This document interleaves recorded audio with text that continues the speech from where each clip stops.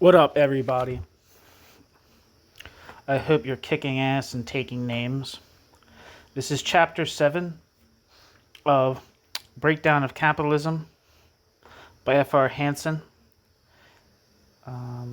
Chapter 7 is titled Breakdown Theory and the American Marxists, Abandonment and Retrieval in the Postwar Period. The one-dimensional society is such only ideologically. In every other respect, the one-dimensional society is still the capitalism of old. Ideological conformity depends on conditions of prosperity. Ideological conformity has no staying power of its own, but unless all theoretical reasoning should be entirely valueless, insofar as it allows for predictability, it points to the demise not only of capitalistic prosperity, but also to the end of capitalism itself. End quote. Matic, Critique of Marcuse. Quote, I have not taken the oath I have just taken in order to preside over the dissolution of the world's strongest economy. End quote. Ronald Reagan, Inaugural Address, 1981. The restoration of prosperity, the systematic repression of working class movements, and the reinstitution of McCarthyism in the United States, I don't know why I said reinstitution, the institutionalization of McCarthyism in the United States after World War II posed conceptual and political obstacles for the development of Marxist economic analysis. The popular genre of crisis literature that flourished during the Depression years dissipated as growth resumed during World War II. The social contract between labor and capitalists derailed resistance. McCarthyism silenced many of those who maintained a Marxist position. Others retained their freedom only by virtue of the shift to superstructural analysis that effectively diffused the radical posture of their critique of capitalism.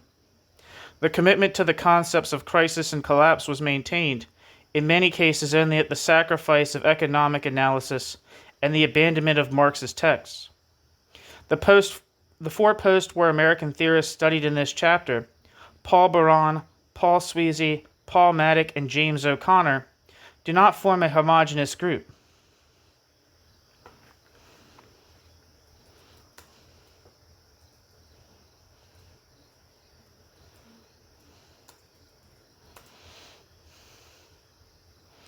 Wikipedia says, James Richard O'Connor was an American political economist and professor of sociology. He was born in 1930 in Boston, Massachusetts, and died the 12th of November 2017 in Santa Cruz, California. Together with Barbara Lawrence, he founded the journal Capitalism, Nature, Socialism in 1988. James O'Connor's political commitment was evident in his networking and organizing with intellectuals across continents to bring to the attention of the North American audiences news, perspectives, and analyses of social and environmental struggles from different parts of the world. This is one major way in which the journal Capitalism, Nature, and Socialism came to have international breadth and reach, as well as benefit from the input of thinkers from many countries.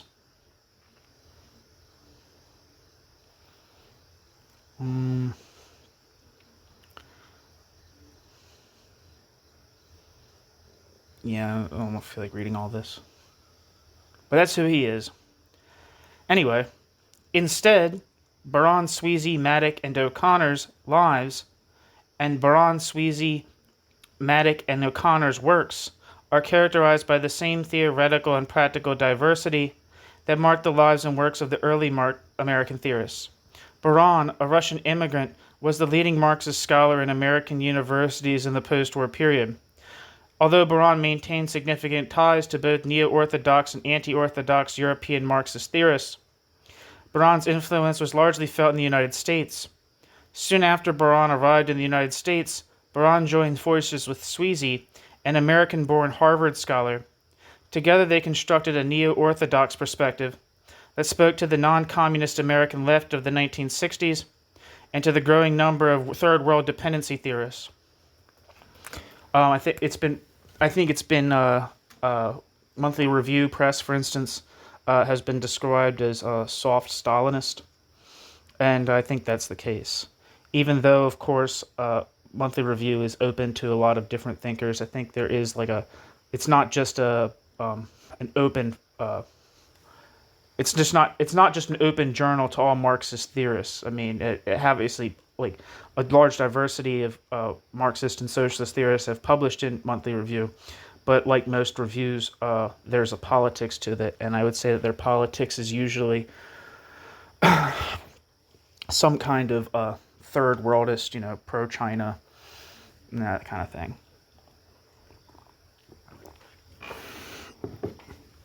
Anyway, so I'd be skeptical of calling them non-communist. Consistently concerned with contemporary events in the Soviet Union and developing socialist nations, and with the concrete fluctuations of the American economy, Baran and Sweezy struggled to maintain a position that spanned theory and praxis, orthodoxy and anti-orthodoxy, ever faithful to their original reading of Marx, and yet pressured to construct a new theory for a new social order. Baran and Sweezy pressed the question of the fate of capitalism until a theoretical impasse was reached. Paul Maddock and James O'Connor, Marxist theorists who wrote during the political turbulence of the Vietnam War era, responded to a different set of demands. Both were fully familiar with the works of Baran and Sweezy, but both turned to Europe in their attempt to revitalize a neo-orthodox position that could accommodate the political and economic issues of late capitalism and the ideological questions generated by the growing presence of the state in economic and social affairs. Their formulations of the theory of breakdown differ significantly from those produced by Baran and Sweezy. In this chapter, the works of these four theorists are discussed as part of the continued expansion of the range of theoretical possibilities arising from the breakdown controversy. New section: The tenuous nature of post-war neo-orthodoxy. The works of Baran and Sweezy recast the terms of Marxist analysis in the United States for a whole generation of scholars, and provided a solution to the problem of breakdown that maintained the concept of collapse by silencing the basic Marxist concepts that proved problematic in the post-war era. The book, Monopoly Capital, an essay on the American economic and social order, co-authored by Baran and Sweezy, is perhaps the single most influential Marxist analysis of capitalism to appear in the United States in the post-war period. Monopoly Capital, the book, is a more extreme and less substantial version of Baran's earlier works and clearly derives its inspiration from Baran's only published monograph titled The Political Economy of Growth, published in 1957 with Monthly Review Press. Baran was born in 1910 in Russia, but educated in Germany, where he joined the Young Communist League. In 1926, Baran began a two-year course of study at the Plekhanov Institute in Moscow. Disillusioned by Stalinism, Baran ended his association with the Communist Party in 1930, joined the SPD in Germany, and wrote a series of articles for the SPD organ. Baran worked under Pollock at the Frankfurt Institute and completed a dissertation in Berlin before his migration from Germany in 1933. Baran had no party affiliation after this point. Baran moved to Paris, then to Moscow, where he was soon deported as a Trotskyite sympathizer, then to Poland, to London, and finally the United States in 1939. Baran received a master's degree from Harvard in 1941 and worked for the United States government until 1949, when he accepted a position at Stanford University. Baran remained at Stanford until his death in 1964. During his tenure at Stanford, Baran was a consistent contributor to Monthly Review. The book, Political Economy of Growth, grew out of a series of lectures delivered at Oxford University in 1953, and quickly established Baran as one of the foremost Marxist economists in the West.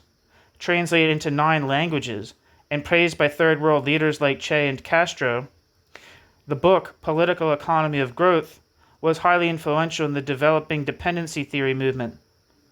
The book, Political Economy of Growth, contains the most sustained and consistent formulations of the concepts that remain central to Baran's later works.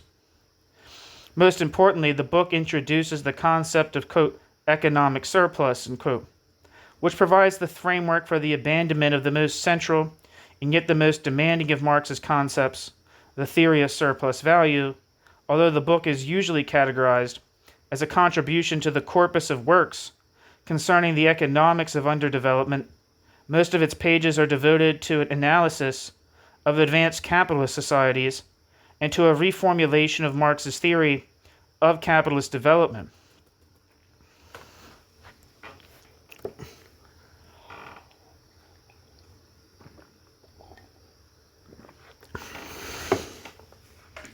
In Political Economy of Growth, Baran's immediate concern lies with the economic and political forces that affect economic growth in underdeveloped countries.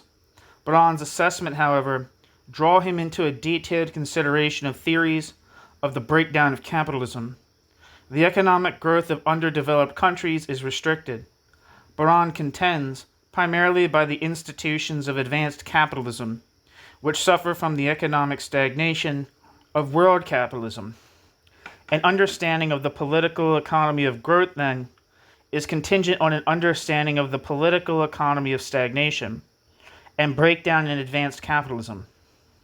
For this reason, the theories of colonialism and imperialism, generated by Hobson and Lenin, play a less important role in the book than Marx's theories of surplus value and capital accumulation. The most significant contemporary references consist largely of works by the British and American Marxists and non-Marxists who have studied advanced capitalism. Strachey, Dobb, Koleski, Sweezy, Schumpeter, Robinson, Keynes, and Bedleim are frequently cited. The central theoretical role of Marx's text in Political Economy of Growth is foreshadowed in Baran's first chapter. According to Baran, quote, much if not all we know about the complex mechanism responsible for the development and stagnation of productive forces and for the rise and decay of social organizations is the result of the analytic work undertaken by Marx and those whom Marx inspired. End quote. Baran, The Political Economy of Growth.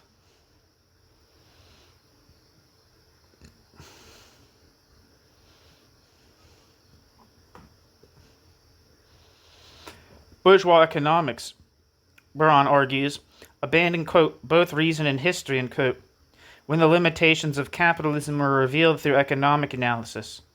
The self-induced blindness ended only with Keynesian analysis, which, quote, advanced to the very limits of bourgeois economic theorizing and exploded its entire structure, end quote. Baran, The Political Economy of Growth. Keynesian analysis, Baran continues, forced economists to admit, quote, that instability, a strong tendency towards stagnation, chronic underutilization of human and material resources are inherent in the capitalist system, end quote. Baran, The Political Economy of Growth. With this admission, Baran argues, conventional economics opened itself to a dialogue with Marxist analyses. Baran utilizes both models in his conceptual scheme, drawing from Marx's theory of surplus value, especially as it appears in Grundrisse, and Keynes's theory of income from theories of general wealth. Baran constructs his concept of economic surplus. The development of this concept entails a detailed consideration of accumulation and breakdown. Baran distinguishes between two types of economic surplus, actual and potential. Actual surplus is the difference between society's actual current output and its actual current consumption, and is equal to savings and accumulation. It is that part of surplus value that is accumulated rather than consumed by the capitalist class or by government spending, and cannot be equated with profits, which are only a small part of surplus. Potential economic surplus is the difference between output that could be produced given full utilization of productive resources and essential or rational consumption. The concept of potential economic surplus is of little importance in breakdown theory, but the concept of actual surplus as the measure of accumulation forms the basis for Baran's analysis of capitalist stagnation and breakdown.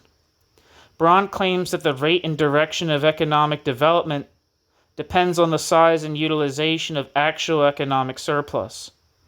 The decline of the economic growth rate in the United States is caused by and expressed in fluctuations in economic activity, employment, and in a more general sense, the availability and nature of surplus.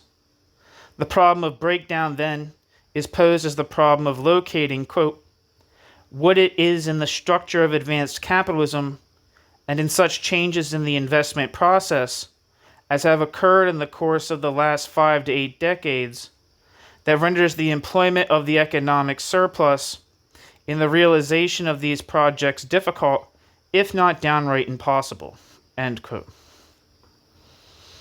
Braun, the political economy of growth. According to Braun, these changes in the investment process threaten the ability of capitalism to reproduce and expand itself as a system. These changes in the investment process are not random disturbances in an otherwise harmonious order, but are inherent in the laws of motion, or the quote laws of motion, of capitalism. The disruptive changes are the result of, quote, a process that is deeply rooted in the basic structure of capitalism, end quote, and its development over time. This process includes, quote, the growth of large-scale enterprise, of monopoly and oligopoly, and their ever-increasing sway over all sectors and branches of the capitalist system, end quote. Braun, the political economy of growth. Under the conditions of advanced capitalism, Braun argues, the distribution and mode of utilization of the actual economic surplus shifts dramatically, decreasing the volume of investment in the face of defeated profit expectations, and increasing the amount of unabsorbed surplus. Consequently, there is a chronic tendency towards underemployment and stagnation of the sort predicted by Marx in his discussion of excess accumulation. According to Braun, then, the threat to capitalism in its advanced stage of development does not stem from falling rates of profit or social revolution, but from an inability to convert profits and surplus into lucrative investments, a problem of realization rather than production. Only direct state intervention in the economy through unproductive government spending and the protection of foreign markets can absorb surplus and alleviate stagnation. Quote, the very existence of monopoly capitalism, end quote, Braun contends, quote, now depends on the ability of capitalists to control the state, end quote.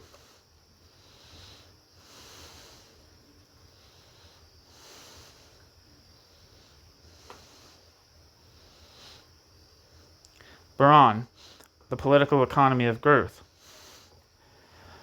In Braun's analysis, the economic problems of stagnation and breakdown become political problems of state action under the conditions of monopoly capitalism, and the terms of breakdown theory are redefined to meet this development. Consequently, Braun shifts his emphasis from the structural dysfunctions of capitalism to the superstructural forces that mitigate and conceal these dysfunctions. Consistent and continuous state intervention in the economy began, Braun finds, not at the turn of the century or during World War I, but with the New Deal, in a massive effort to legitimize and stabilize an economic system that had moved to the brink of collapse. The New Deal constituted a fundamental change in the sources of legitimation, as it, quote, removed the onus for the malfunctioning of the economy from the capitalist class and placed it upon society at large and its expandable political functionaries. Expendable political functionaries. Control over the state's economic programs, however, remains with the capitalists as they assumed government posts and brought influence to bear within the Roosevelt administration. Quote, the drive of monopoly capital to secure control over the state, to concentrate in its hands the conduct of such government intervention in economic affairs as may be required, end quote. Braun continues is motivated by the fact, quote, that which is at stake is the most vital interest of monopoly capital, which concern indeed its very existence, end quote. Baron, Political Economy of Growth. Stagnation may be alleviated through government spending in social welfare programs and public works programs, but Baron argues these forms of spending have side effects that are not favorable to monopoly capitalism. Only two forms of government spending can assist monopoly capitalism without creating competition or boosting wage payments. Both are found in government spending outside the commercial realm. The first form consists of state expenditures for research and development in areas that are not subject to immediate commercial exploitation. Expenditures for projects like atomic energy development absorb surplus without creating the conditions for increased competition in a monopoly sector. The second and most important form consists of unproductive government spending for foreign aid and national defense. This form provides the outlet for surplus that permits the continuation of monopoly capitalism. Footnote: for an earlier formation of Baron's analysis of forms of intervention, see Baron's article National Economic Planning, published in the book The Longer View, written in 1952. I think that means not the book written in 1952, the article. I think Longer View is a collection of essays of Baron. I think it said that earlier. End footnote. Baron argues that the most significant absorption of surplus through direct or indirect state intervention occurs in this international arena, where intervention ensures that the necessary foreign markets are created and remain open to monopoly investments. Markets are created and protected by extending aid and loan to foreign countries, exerting political and military pressure, and promoting stability in foreign governments. State intervention absorbs surplus through government spending abroad and military expenditures at home, and also creates the conditions necessary for corporate disposal of surplus through foreign investments. According to Baron, the success of this program depends on the continuation of Cold War relations and public acquiescence in imperialist policies. Public acquiescence has been achieved through the, quote, systematic ideological, quote, processing of the population to assure its loyalty to monopoly capitalism, end quote. Baron, The Political Economy of Growth.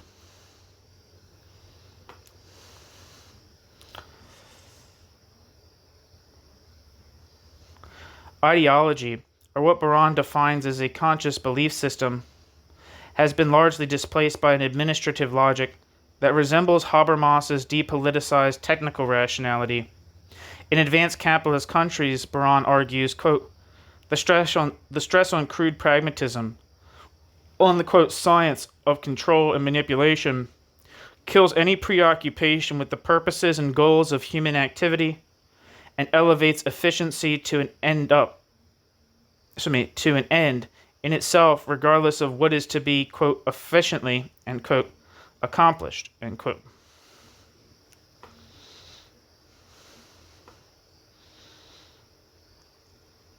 Baron, The Political Economy of Growth. The parallel to Habermas's idea of depoliticization extends to the idea of possible repoliticization when Baron notes that the alliance of, quote, feudal elements, end quote, and labor interests forced concessions from the capitalists in the 1930s. According to Baron, monopoly capitalism does not strive to end crises and unemployment through state regulation, but only to prevent total collapse caused by unmitigated stagnation. Baron indicates that cyclical crises cannot be avoided and may not be subject to long-term control. Baron also indicates that state intervention may induce collapse indirectly through excessive militarism, which could trigger catastrophic international conflict or the loss of mass loyalty at home. Although Baron concludes that, quote, the stability of monopoly capitalism is highly precarious, end quote, and ends his analysis with an apocalyptic note, he does not give an explicit and detailed account of the processes that would lead to breakdown. With Baran, as with earlier neo-orthodox theorists, the breakdown of capitalism remains the necessary end of an unexplained process. But Baran departs from the neo-orthodox position long enough to make a significant, if ambiguous, concession to anti-orthodoxy, a concession necessitated by his perceptions of the contemporary capitalist order and facilitated by his abandonment of the concept of surplus value. Baran shifts from an economic and mechanistic conception of breakdown to a conception that relies on social revolution as the inevitable but unsituated response to a decaying economic order. But Baran does not believe that the development of capitalism over the last 100 years constitutes a new economic order, or a reversal in structural and superstructural relations. The ambiguity of Baran's initial concession to the anti-orthodox position arises when he defends the concept of continuity in capitalism and its contradictions. When Baran's confidence in mechanical structural collapse falters, he turns to superstructural analysis. Collapse then becomes contingent on the development of the, quote, subjective factor, end quote, or the possibility for social revolution. Baran's confidence in the ability of the masses to challenge the, quote, ideological stability, end quote, of advanced capitalism, however, falls quickly, and what little remains of a theory of breakdown falls with it. Although he denies that a reversal in structural and superstructural forces has occurred, Baran finds that the, quote, manipulative ability, end quote, of the ruling class and the state have, quote, increased dramatically over the last few decades, end quote, a time span that merges the Depression years with the war years and obliterates the massive working class uprisings of the 1930s.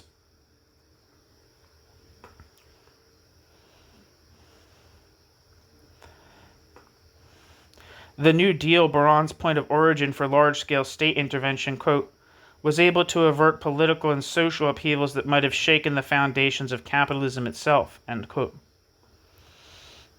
Baran, the political economy of growth. Baran's pessimism concerning the, quote, subjective factor, end quote, disintegrates into a recitation of ruling class victories, speculations about the potential for fascism, and a final retreat into, quote, faith in the spontaneity of rational and socialist tendencies in society, end quote.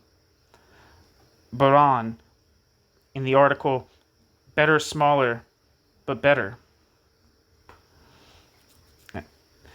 But Baran's proclamation of, quote, faith are undermined by his consistent references to the, quote, weakness of the subjective factor and the, quote, ideologically overpowering impact of bourgeois fetishistic consciousness on the broad masses of the working population, end quote. Baran, Better, Smaller, but Better.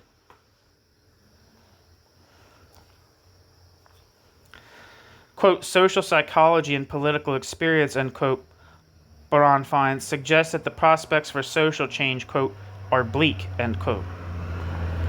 Baran, Better, Smaller, but Better.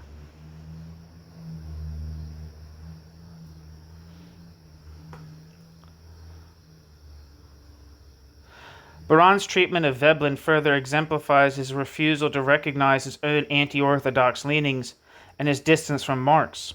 When Baran ventured to Veblen, Baran studied the theory of the leisure class, Veblen's long discourse on culture and society. The book, The Theory of Business Enterprise, Veblen's primary economic work, was left to Sweezy.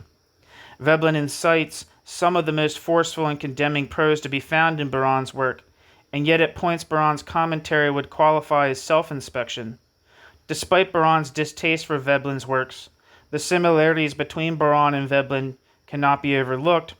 Veblen's works converge with those of Marx at crucial points, but Veblen refused the recognition and the indebtedness. Baran's work depart from Marx at crucial points, and yet Baran steadfastly retained a false and shallow commitment to the text.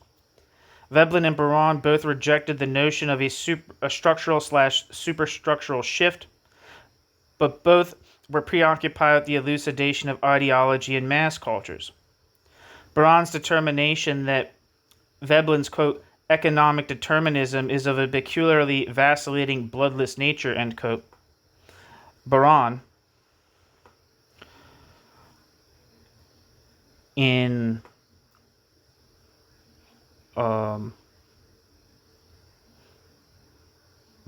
Better, Smaller, but Better, is more accurately applied to Baron's own work.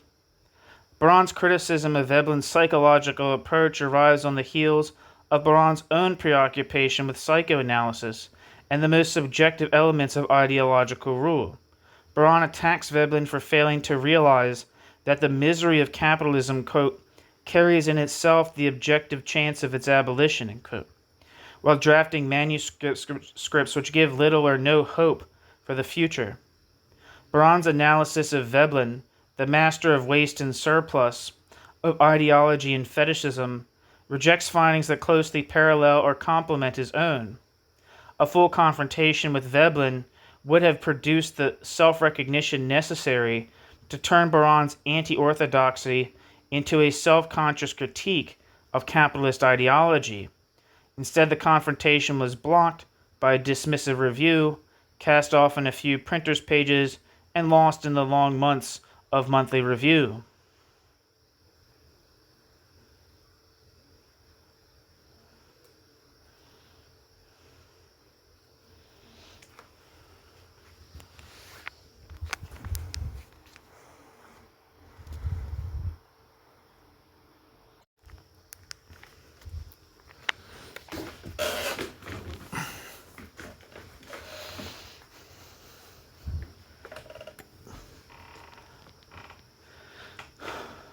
Hold on.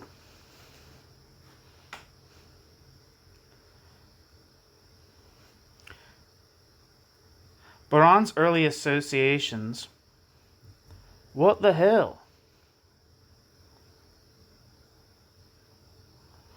God damn it.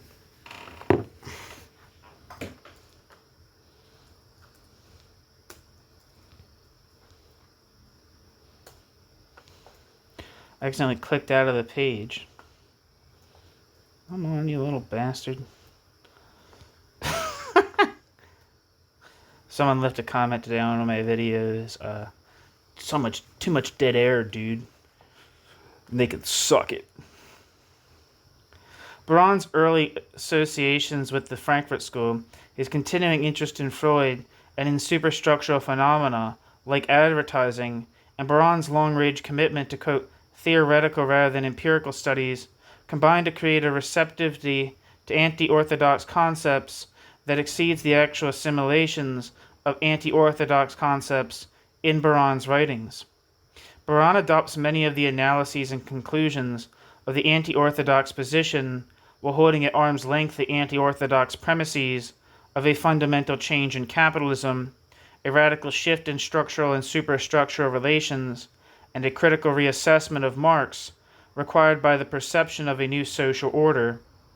With a significant but reluctant glance at the anti-orthodox interpretations, and yet a vast determination to defend his reading of Marx and the concept of economic primacy, Baron fills his works with ambiguities that cannot be resolved.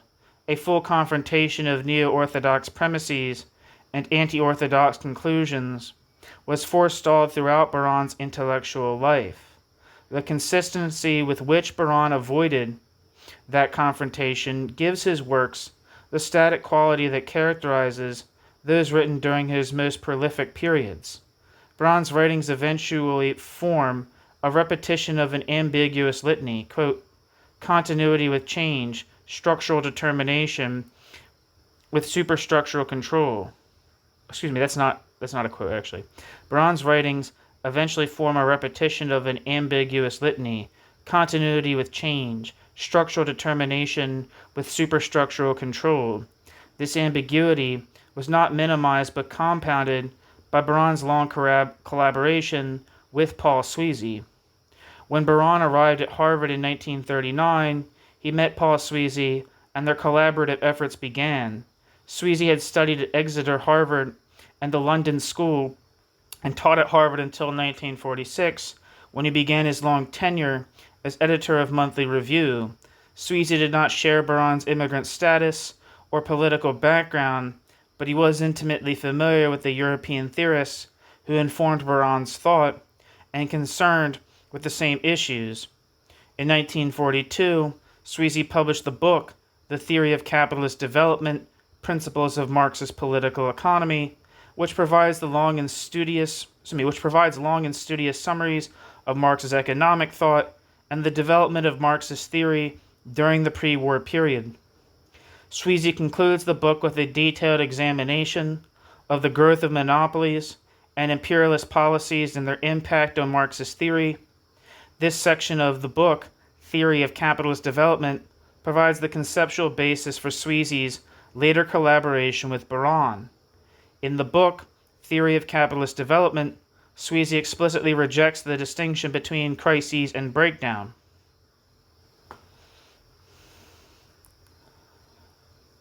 There's a footnote I missed. Sweezy's The Theory of Capitalist Development has appeared in over a dozen printings in Monthly Review Press. Sweezy's writings over the last 30 years have appeared largely in the form of articles from Monthly Review. Many of these articles have been reprinted in collections.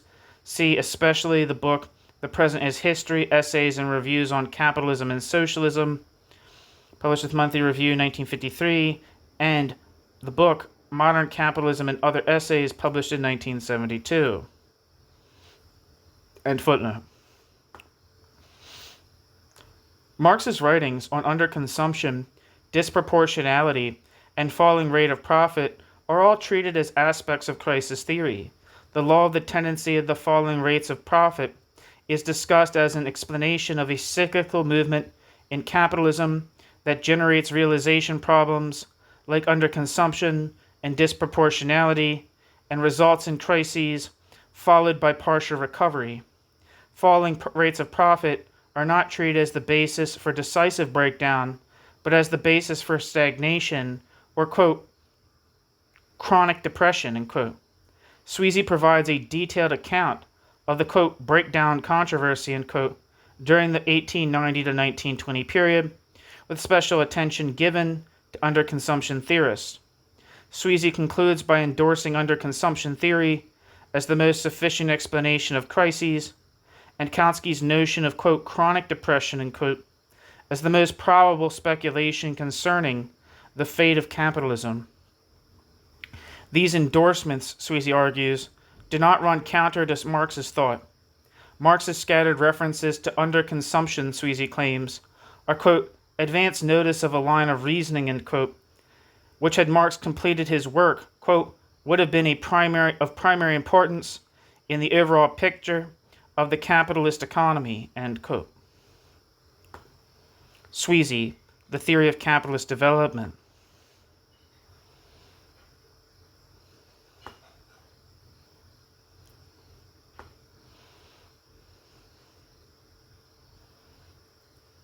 Sweezy then constructs his own theory of underconsumption, but claims that he does not draw from concepts that are, quote, Sweezy then constructs Sweezy's own theory of underconsumption, but claims that Sweezy does not draw from concepts that are, quote, not implicitly or explicitly present in the main body of Marx's theory, end quote.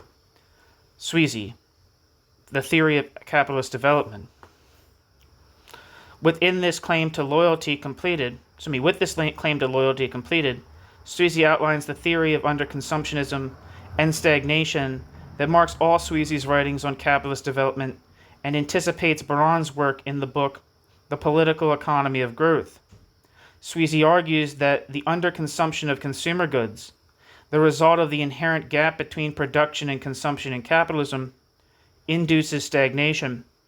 Stagnation is the result of anticipation that increased production cannot be absorbed. This is the basis for Sweezy's theory of crises, which he grounds in Marx's passages on underconsumption in Marx's Capital. Marx assumes, however, that, quote, all productive forces are continuously fully utilized, end quote, an assumption that, Sweezy argues at a later point, does not apply under the conditions of advanced capitalism. In the last third of the book, Theory of Capitalist Development, Sweezy explores the ways in which monopolization and imperialism have mitigated the applicability of crisis theories derived from Marx's thought. Sweezy adopts Lenin's term, quote, monopoly capitalism, to describe the new economic structure. The full investigation of, quote, monopoly capitalism, however, was reserved for a later work titled Monopoly Capital. The book, Monopoly Capital, an essay on the American economic and social order, was the culmination of the long and productive collaboration of Baran and Sweezy. The book was first published by Monthly Review Press in 1966, 2 years after Baran's death, but was the result of a combined effort. The first outlines for the book were drafted in 1956 as Baran prepared the book, The Political Economy of Growth, for publication. The book Monopoly Capital is in many ways a continuation of Baran's work in the book Political Economy of Growth and of Sweezy's work in the book Theory of Capitalist Development. It was well received and widely read, and adopted as a seminal text by sectors of the American left of the 1960s, with its dedication to Che, its hopeful glance towards the Third World, and its invocation of political activism. The book Monopoly Capital seemed to offer a bridge between theory and praxis that was largely absent from the text of other Western Marxist theorists writing during the same period, and yet the book, like the political movement that it served, failed to fulfill its many theoretical and practical promises.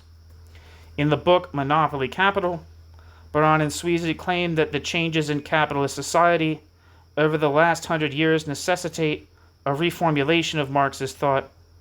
This reformulation, however, is not directed at the understanding of the relationship between structure and superstructure, or at the concept of economic primacy, although they agree that state intervention in the economy reached new levels in the 20th century. Baran and Sweezy reject the anti-orthodox contention that this development demands a reconsideration of structural and superstructural relations. The state, Baran and Sweezy argue, has always played a significant role in the economy, and while this role has certainly increased quantitatively, and while this role has certainly increased quantitatively, we find the evidence of a qualitative change in recent decades unconvincing. End quote. Baran and Sweezy, Monopoly Capital, an essay on the American economic and social order.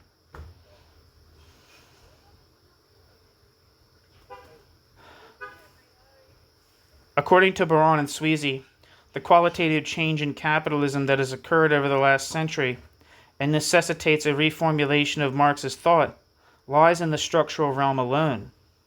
The growth of monopolies, rather than state intervention spurred by this growth, constitutes the most significant development in capitalist societies. Marxist theorists have failed, they argue, to respond to this structural change.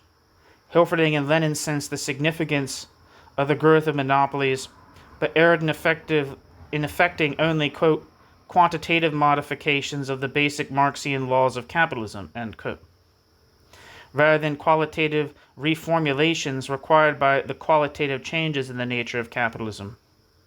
Baran and Sweezy seek, quote, to remedy this situation and to do so in an explicit and indeed radical fashion, end quote. Baran and Sweezy, Monopoly Capital. The remedy involves, quote, amending the competitive model, end quote, which Baran and Sweezy claim forms the basis for Marx's economic theories. The amended model must fit the conditions of monopoly capitalism, where monopolies and oligopolies have become the, quote, typical economic unit, end quote. Baran and Sweezy, Monopoly Capital. Although Baran and Sweezy note that the remedy they propose is a, quote, radical revision of Marx's thought, Marx remains a constant reference to in the text. Baran and Sweezy insist that their reformulation of Marx's economic theories consist of modifications and substitutions rather than refutations. The tension between Baran and Sweezy's loyalty to Marx and the Neo-orthodox tradition of Lenin, and Baran and Sweezy's perception of the theoretical demands generated by a qualitatively new economic order destabilizes the text Monopoly Capital as a whole, and creates a series of contradictions and ambiguities in the book Monopoly Capital. A qualitative change in the economic structure of capitalism, induced by the growth of monopolies and initiated in the last quarter of the 19th century, is assumed throughout the book Monopoly Capital, but the nature of the change is never fully explicated, despite the centrality of the assumption in the arguments presented. Baran and Sweezy indicate in a rather brief and confusing passage that the change is marked by two developments. First, monopoly capitalism does not follow competitive pricing, but is characterized by monopoly capitalism's ability to fix prices at a certain level. Competitive behavior now appears primarily in marketing. Secondly, monopoly capitalism is characterized by a consistent ability to reduce the cost of production. Most of the assumptions involved in Baran and Sweezy's modification of Marx's, quote, competitive model, end quote, are related to this second characteristic of monopoly capitalism. But Baran and Sweezy do not indicate that the consistent reduction of cost under monopoly conditions differs significantly from the reduction of costs under competitive conditions. The motivation for their modification of Marx's model, then, does not seem to be fully justified. The difficulties that arise with the introduction of the new monopoly model of capitalist development begin with the initial ambiguity in the text. In their attempt to construct a model that will accommodate monopoly conditions, Baran and Sweezy adopt a version of Baran's concept of economic surplus from the book Political Economy of Growth. In the book Monopoly Capital, the concept of economic surplus is the basis for the analysis of monopoly capitalism and for speculations concerning its future as an economic system. Baran and Sweezy argue that the concept of economic surplus constitutes a clarification of Marx's concept of surplus value. The clarification, they claim, is necessitated by the multiplicity and obscurity of forms that surplus assumes under monopoly conditions. In the book Monopoly Capital, however, the concept of economic surplus signals a radical departure from the basic tenets of Marx's economic thought and from the conception of capitalist development that occurs in Volume 3 of Marx's Capital. According to Baran and Sweezy, Marx's law of the tendency of the rate of profit to fall, the only tendential law of capitalist development that receives full theoretical elaboration in Marx's Capital, presupposes a competitive system. In an attempt to formulate a substitute for this law, Baran and Sweezy propose, quote, as a law of monopoly capitalism, that the surplus tends to rise both absolutely and relatively as the system develops, end quote. Baran and Sweezy, Monopoly Capital.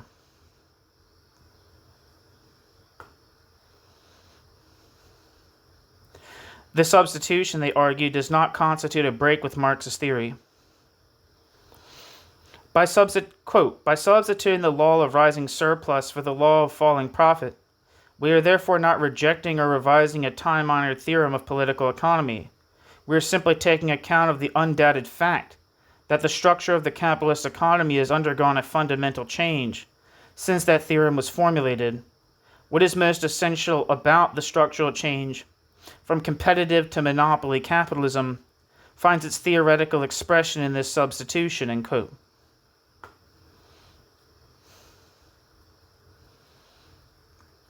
Baran and Sweezy, Monopoly Capital. Despite this disclaimer, the law of rising surplus stands as a rejection of Marx's law of the falling rate of profit and of the labor theory of value upon which Marx's profit theory is based. The law of rising surplus depends on the assumption of decreased costs of production. Baran and Sweezy assert that overhead costs per unit decline under monopoly conditions. If prices and the cost of labor and materials remain constant, profits rise. Marx's distinction between constant and variable capital a distinction that places Marx outside the classical tradition and forms the basis for the theory of surplus value, is ignored in the book Monopoly Capital. Baran and Sweezy include the cost of materials as a part of variable capital. Jesus Christ, if that's true, that's bad.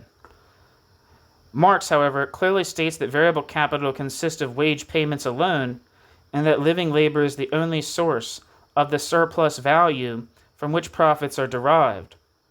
The organic composition of capital, or the relationship between constant and variable capital, accounts for the falling rate of profit, but is not treated in the book Monopoly Capital.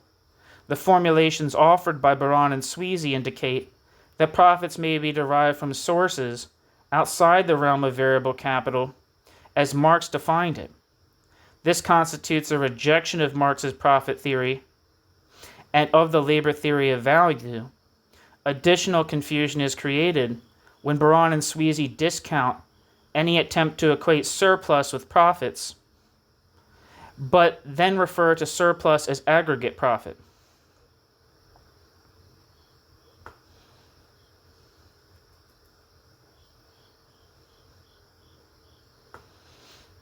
Baran and Sweezy provide a detailed refutation of Schumpeter's theory of monopoly competition, which runs counter to the concept of rising surplus. Baran and Sweezy also defend the concept against Kaldor's formulation of a theory of falling profits.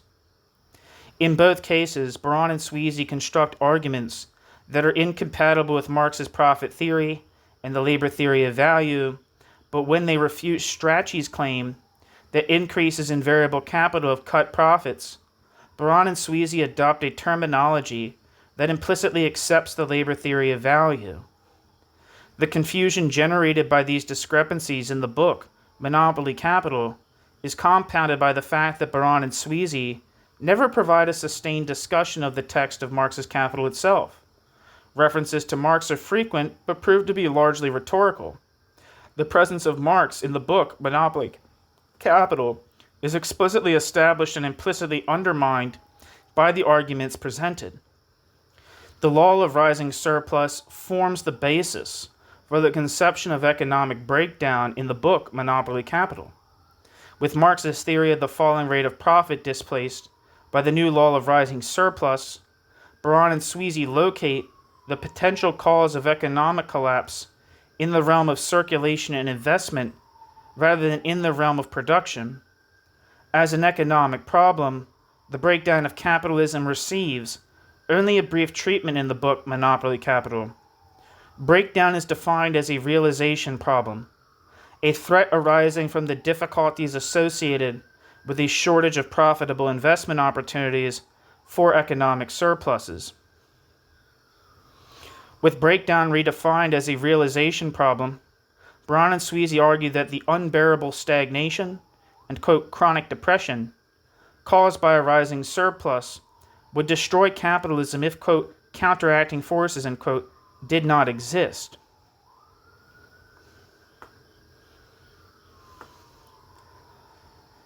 These, quote, counteracting forces, end quote, arise largely from the various forms of state intervention described by Baran in the book Political Economy of Growth. Baran and Sweezy indicate that state intervention, especially in the form of military expenditures, can absorb surplus and postpone economic collapse, but not indefinitely. Footnote: see the explication and critique of this argument in M. Blaney's book Underconsumption Theories, A History and Critical Analysis, published in 1976. End footnote. Following Baran's reasoning in earlier works, Baran and Sweezy, discounting the possibility for revolution or political action in the United States, industrial workers have been, quote, integrated as consumers and ideologically conditioned members of society, end quote. Baran and Sweezy, with mechanical collapse left in an indefinite state and class struggle in capitalist countries an unlikely possibility, Baran and Sweezy turn to the Third World. Capitalism, they argue, is threatened by developments in the Third World that might trigger social revolution or international conflict. The continuation of the monopoly order depends on the maintenance of appropriate state intervention and a supportive ideological system. Although Baran and Sweezy reject the anti-orthodox claim that a major shift in structural and superstructure relations has occurred, their formulation of breakdown theory implicitly accepts this conclusion. The concern with superstructural phenomena in the book Monopoly Capital overwhelms the economic analysis, despite the initial defense of the concept of economic primacy. Indeed, Baran and Sweezy devote a disproportionate part of the book to a critique of the, quote, quality of life, and, quote, under monopoly capitalism. More space is allotted to a discussion of the educational system in the United States than to the discussion of the sources of economic surplus. The effects of mass media are more closely studied than the behavior of profit rates. A full chapter is devoted to race relations, while the assumption of decreased production costs under monopoly conditions remains unexplored. Baran and Sweezy place themselves within the Marxist tradition and claim a neo-orthodox position within that tradition. They reject the anti-orthodox claim that a radical shift in the relationship between structure and superstructure has occurred and requires a new theory of superstructural determination. Baran and Sweezy's reformulation of Marxist thought, however, cannot be accommodated within the text of Marx's Capital. When members of the Frankfurt School attempted to respond to the theoretical demands of monopoly capitalism, the Frankfurt School infused Marx's thought with Hegelian and Freudian concepts and reversed the roles of structure and superstructure. In doing so, they pushed the conceptual boundaries of Marx's Capital to their logical extreme. The anti-orthodox theorists were critical of Marx, but thoroughly indebted to Marx. When Baran and Sweezy attempted to respond to the theoretical demands of the new capitalist order, however, Baran and Sweezy infused Marx's thought with contemporary sociology and Keynesian economics. This infusion generates a series of contradictions that ultimately undermine the Marxist content of the text and cripple the arguments presented. Ultimately, the text of the book, Monopoly Capital, breaks under the weight of the impossible combination of Marxist and classical modes of analysis, a combination which is present but silent throughout much of the book. In their attempt to reformulate Marx's concept of capitalist development in the light of monopoly control and pricing, Baran and Sweezy abandon the concept of surplus value and detemporalize the business cycle in favor of the notion of chronic depression. In their attempt to maintain Marx's emphasis on the economic structure of society, Baran and Sweezy succeed only in undermining the theoretical elaborations of Marx's Capital and the concepts that form the basis for the elaboration. In Baran and Sweezy's attempt to preserve the concept of breakdown, Baran and Sweezy succeed only in duplicating the inarticulate and unsituated call to revolution found in the deterministic discourse initiated by Kautsky. In their attempt to revitalize Marxist theory, Baran and Sweezy succeed only in duplicating and exaggerating the contradictions contained within the Western Marxist tradition. There is, however, no, quote, radical paradox, end quote, as one commentator has claimed at work within the text of Monopoly Capital.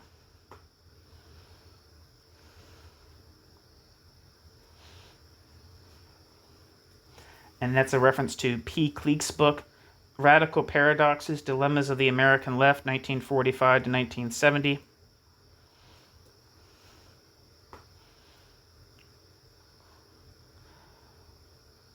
The tensions that lies between the neo-orthodox and anti-orthodox positions and fills the pages of Monopoly Capital is not a paradox, but a tension that arises from particular appropriations of Marx's Capital itself, as the discourse of the general statements on contradiction are wrenched from their strategic locations and thrown into comparison with the discourse of the open dialectic. In this sense, the parallels of Marx's Capital, suggested by the title of Monopoly Capital, fall far short of those intended by Baran and Sweezy, but then intention and recognition, as the neo-orthodox and anti-orthodox Marxists demonstrate, do not fully account for the history of ideas. New section. Neo-orthodox mediations.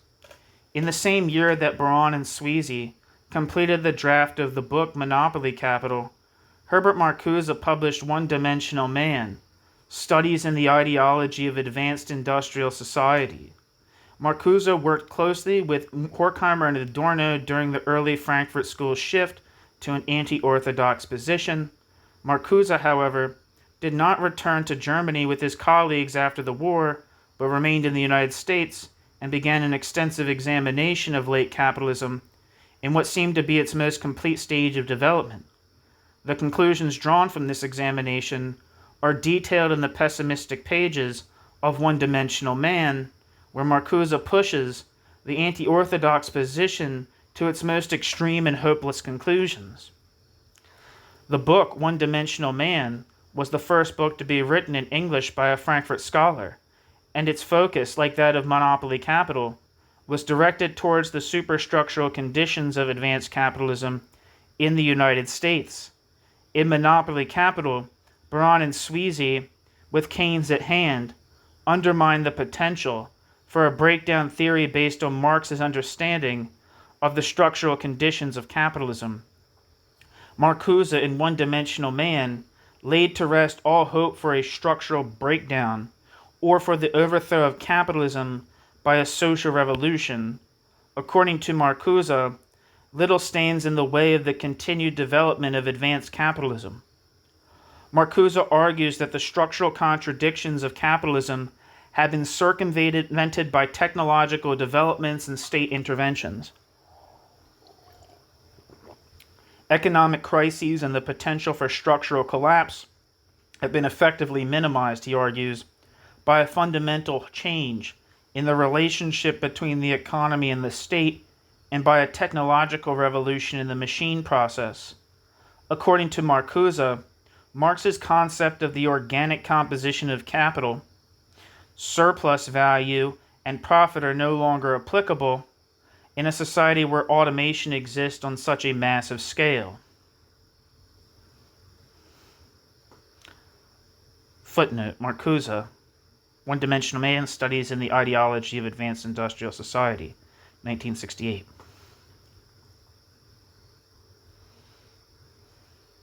Production and consumption are regulated in a way which mitigates and conceals structural flaws in the system. Moreover, Marcuse argues that the same processes that produce economic stability lead to a thoroughgoing depoliticization of the working class. The superstructural manifestations of structural conditions are collapsed into one-dimensional patterns of thought and behavior. Class consciousness and the potential for revolutionary upheaval are lost in a society where all oppositions have been cancelled. Much like Baran and Sweezy, Marcuse concludes his study with a clear but unsupported call for a return of the, quote, historical subject, end quote. The implicit refutations of breakdown theory proffered by Baran and Sweezy, and from a different perspective Marcuse, were soon challenged by Paul Maddock. Before Maddock's emigration to the United States in 1926, Maddock developed close ties to the Neo-orthodox theorists in Europe, including Korsch and, more importantly, Grossman. After Maddock's arrival in America, Maddock worked as the editor of Living Marxism and conducted a study of unemployment in the United States for the Frankfurt Institute. Many of his findings are incorporated in the book Marx and Keynes, The Limits of the Mixed Economy, published in 1969, where Maddock refutes the Keynesian analysis of capitalism and its infusion into Marxist theory, and attempts to restore a theory of breakdown based on Marx's concept of the falling rate of profit. In doing so, Marx constructs an argument that runs counter to the position adopted by Baran and Sweezy in the book Monopoly Capital. A few years later, Maddock published A Critique of Marcuse in 1972, a short book that moves quickly to the heart of the anti-orthodox position and confronts the assumptions entailed. In many ways, Maddock's brief treatment of Marcuse provides the best argument against anti-orthodoxy to appear among the neo-orthodox defenders. Maddock concludes that the anti-orthodox position is simply an inversion of orthodox assumptions that reflects the distorted economy and ideology of late capitalism. In the book Marx and Keynes and Critique of Marcuse, Matic initially constructs a theory of breakdown that combines Marx's law of the tendency of the rate of profit to fall, taken from Volume 3 of Capital, with the statements on general contradictions found in Volume 1. Quote, according to Marx, ... capital accumulation leads necessarily to a decline of profitability relative to the growing mass of capital, and therewith to crises and depressions, devastating enough to produce social convulsions, and eventually the overthrow of the capitalist system. End quote. Matic, Critique of Marcuse. See also Matic, Marx and Keynes, The Limits of Mixed Economy. The structural contradictions of capitalism have not been resolved in the, quote, mixed economy of the post-Keynesian period, Matic argues. State intervention does not provide a solution to the falling rate of profit in the private sector. Eventually, the tendency for the rate of profit to fall, quote, must turn into its actual decline at a certain stage in capital expansion, end quote. Marcuse. Matic, Critique of Marcuse, that's what I meant to say, sorry. Once this occurs, the degree of state intervention required to reverse the tendency will eliminate the private and, quote, mixed sectors of the economy in favor of a fully planned system.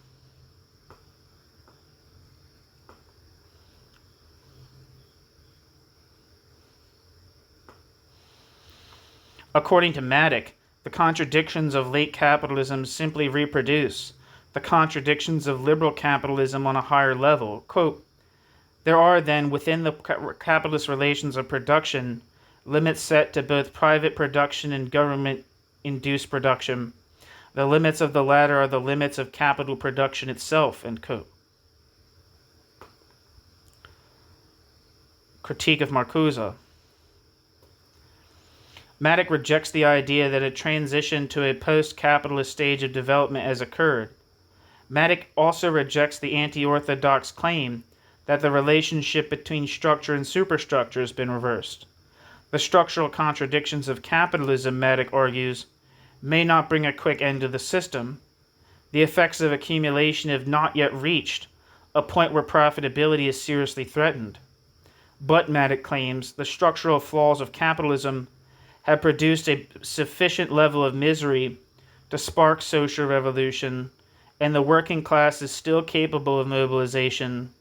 Economic instability threatens to destroy the ideological hegemony of the ruling class. According to Matic, ruling class hegemony and the one-dimensional quality of life and thought that characterize its present state are not determinative factors in the continuation of capitalism.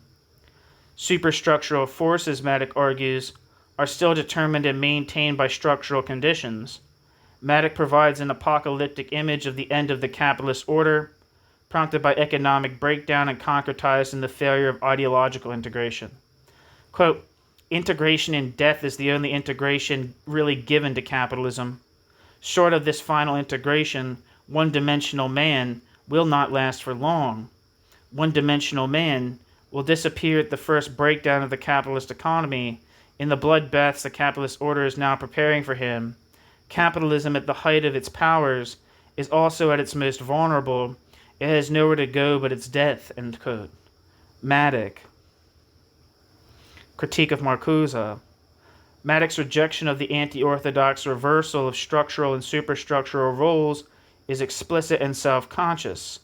In this sense, his defense of the concept of economic primacy differs significantly from the defense produced by theoretical default in the works of Baran and Sweezy, Boudin and Corey. Moreover, Matic attempts to situate the anti-orthodox position in the context of bourgeois thought and to relate it to general ideological developments in late capitalist societies. Marcuse's theory of technological domination, he argues, is not a true rejection of Marcuse's theory of technological domination, Matic argues, is not a true rejection of Marx or proof of Marx's inapplicability, but, quote, implies an unconscious acceptance, end quote, of Marx's theory of increasing productivity brought about by the rising organic composition of capital, which is followed by a falling rate of profit. According to Maddock, those who, like Marcuse, speak of technological or political solutions to economic problems have simply fallen prey to the irrationalities produced by the system itself. Quote, it is productive labor on which the whole social edifice rests, end quote, Maddock argues, and, quote, to deny this fact is the main job of bourgeois ideology, end quote. Maddock. Critique of Marcuse.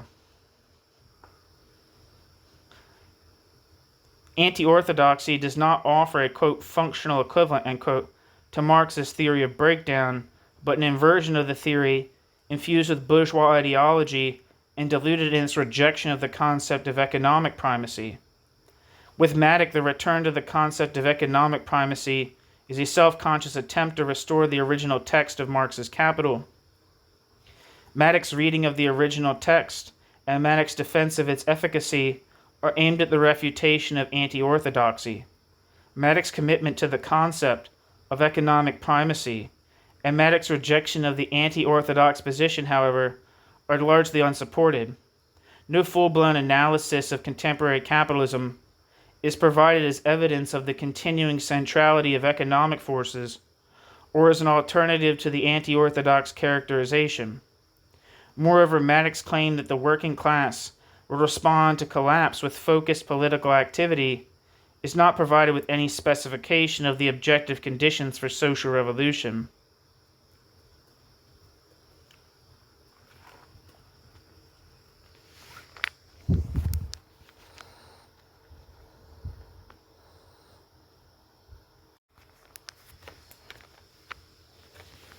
While Maddock attempts to refute the claims of anti-orthodoxy, James O'Connor attempts to integrate anti-orthodox findings into a neo-orthodox study of state capitalism. James O'Connor's book, The Fiscal Crisis of the State, published in 1973, is probably the best example of the attempt to utilize anti-orthodox concepts while rejecting the anti-orthodox assumption of a reversal in structural and superstructural rules. In the book, The Fiscal Crisis of the State, James O'Connor applies European anti-orthodox theory to the analysis of advanced capitalism in the United States. O'Connor, a professor at California State University at San Jose, studied at the Max Planck Institute and acknowledges his indebtedness to German theorists like Klaus Offe. Although American and British neo-orthodox theorists like Baron, Sweezy, Dobb, and Hobsbawm are cited throughout the book, the references are largely confined to empirical points. O'Connor's theory of capitalist development and crisis is an amalgamation of both neo-orthodox and anti-orthodox theories, although his tools are taken from Marx's Capital. His conclusions resonate most clearly with the works of later Frankfurt theorists like Habermas.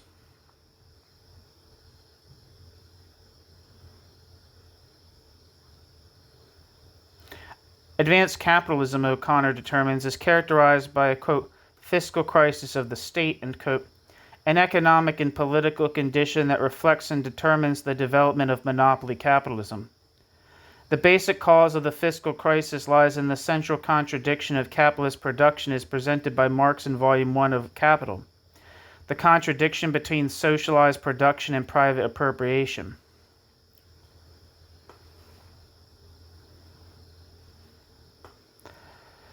This contradiction and the particular form of crisis this contradiction generates in the post-war period can only be understood, O'Connor argues, in terms of, quote, basic Marxist economic categories, end quote. The book Fiscal Crisis is an attempt to enlarge the scope of these categories so that the economic and political peculiarities of advanced capitalism can be accommodated.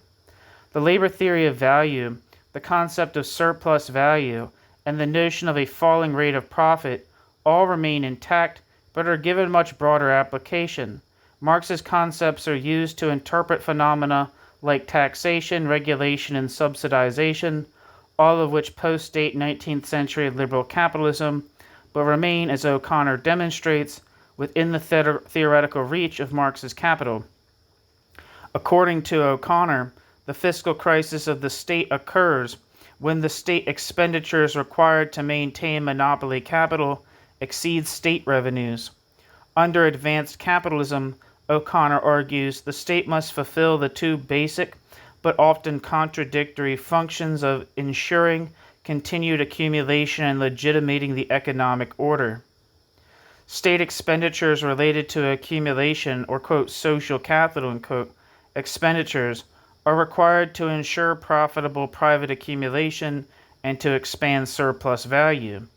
These expenditures include, quote, social investments, end quote, which increase productivity in the private sector, and, quote, social consumption, end quote, which lowers the cost of variable capital, the cost of reproducing labor.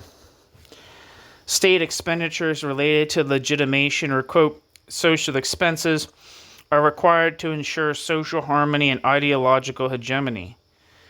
The combined cost of social capital and social expenses rise as the monopoly sector grows and places an increasing demand on the state to subsidize production costs. Since the profits derived from socialized production are privately appropriated, there is a tendency for state expenditures to increase at a higher rate than revenues, and a fiscal crisis results. The fiscal crisis, according to O'Connor, is manifested in inflation, tax increases, unemployment, and may stimulate social unrest, which in turn aggravates the crisis and threatens legitimation. O'Connor argues that economic stability since World War II has depended on economic expansion and control abroad, harmonious labor relations in the monopoly sector at home, and the socialization of monopoly sector production costs. These policies, O'Connor claims, are inflationary and create economic burdens that the state can finance only through deficit spending and high rates of taxation.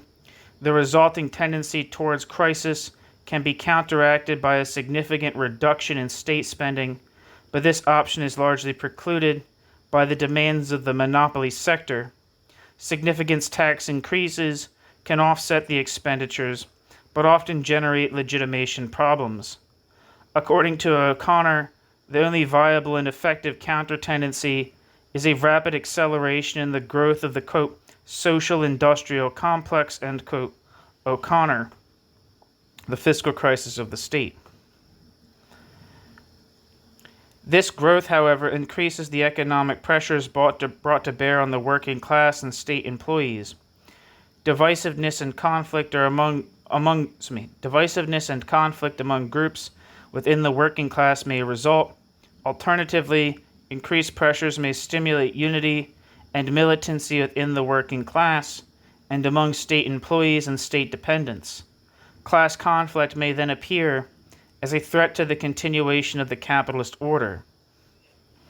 According to O'Connor, then, the structural demand for continued accumulation is satisfied only through massive state intervention, a superstructural response to structural contradictions.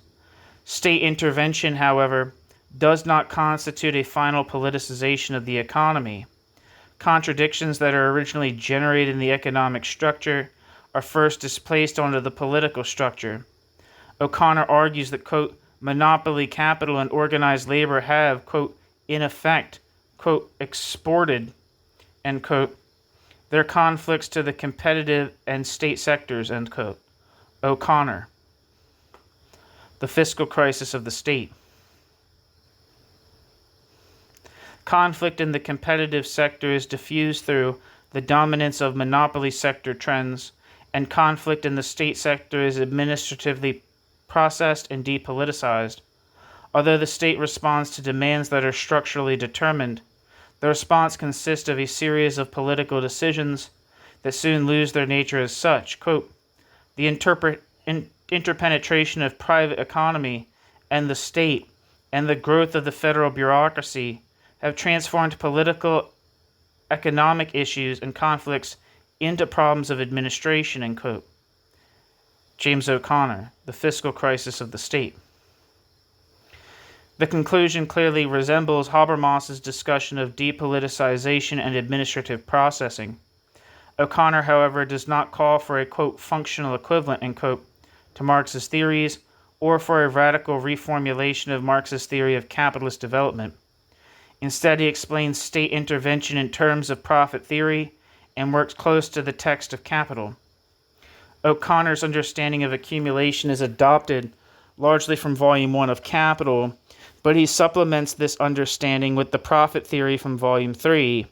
With respect to the breakdown of capitalism, O'Connor combines the general statements on class conflict in Volume 1 with the undeterministic discourse of the open dialectic from the discussion of profits in Volume 3. O'Connor does not claim that breakdown and revolution are inevitable, or that continued accumulation can be guaranteed.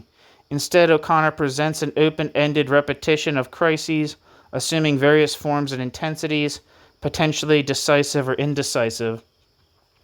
O'Connor's conscious utilization of both neo-orthodox and anti-orthodox theories far exceeds the ambiguous marriage of the two found in Baron and Sweezy's book, Monopoly Capital.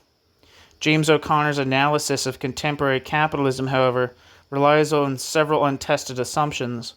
O'Connor assumes that large-scale deficit spending can be directly correlated with the occurrence of economic crisis, but provides only brief documentation for the correlation and does not scrutinize the supporting data.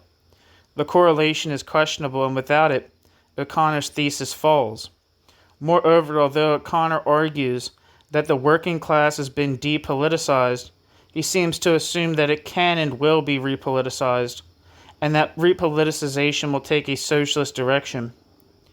O'Connor does not indicate, however, at what point or under what conditions repoliticization might occur, or why Habermas's fears of repoliticization in a fascist direction are unfounded. Despite these difficulties, O'Connor's work suggests many possibilities for a mediation of the neo-orthodox / anti-orthodox schism in Western Marxist theories of breakdown. Although O'Connor's scheme does not present an original theoretical contribution to theories of breakdown or to Marxist scholarship, O'Connor's self-conscious blending of two distinct approaches, with critical modifications completed, demonstrates an understanding of Marx's thought that goes far beyond the claims of loyalty issued by Baron and Sweezy. With O'Connor and Maddock, the range of theoretical possibilities generated by the breakdown controversy is once again expanded, and Marx's Capital resumes its position as an explosive text in 20th century thought. And that's the end of Chapter 7 of F.R. Hansen's Breakdown of Capitalism. Thank you so much for listening.